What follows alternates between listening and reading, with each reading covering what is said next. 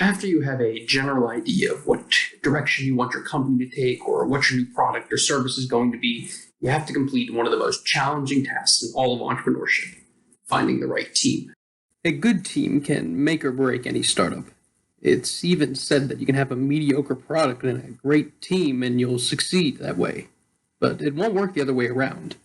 A bad team can drag any idea down, no matter how good. Now, a team can be made up of any person. And if you already have an existing team, then you should be listing out the roles and characteristics of those team members to later fill in the gaps by the people you're looking to add to your organization. And if you don't have a team, then you should be looking towards the challenges your business is going to be facing in the future, as well as the things that you yourself cannot do.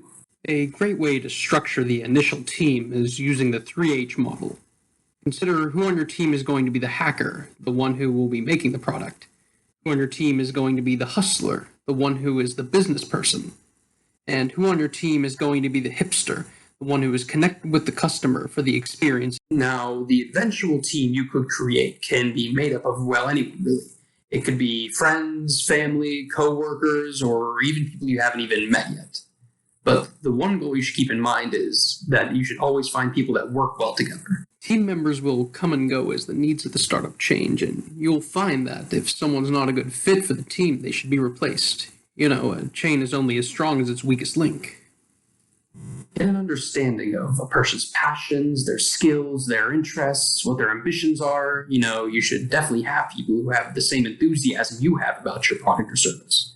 And this will also be a great chance to get a better understanding of your product or service, because you'll most likely be hiring or at least interviewing people who have a knowledge or skill on this specific industry.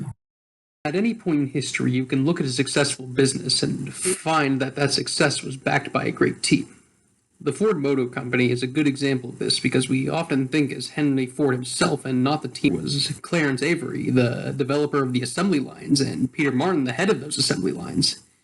He couldn't just do it on his own, and each of them shared that vision of a cheap and reliable car that could be accessed by everyone. I would like to take a more modern look at what a great team can really be by briefly examining Warren Buffett and Charlie Munger. Titans of the real estate industry, they have been a great team for almost 60 years now. As I could never do their story justice, I'll just let the words of Buff best explain it. I knew after I met Charlie, after a few minutes in the restaurant, I knew this guy was going to be in my life forever. I knew we were going to have fun together, we were going to make money together, we were going to get ideas from each other, and we were both going to behave better than if we didn't know each other.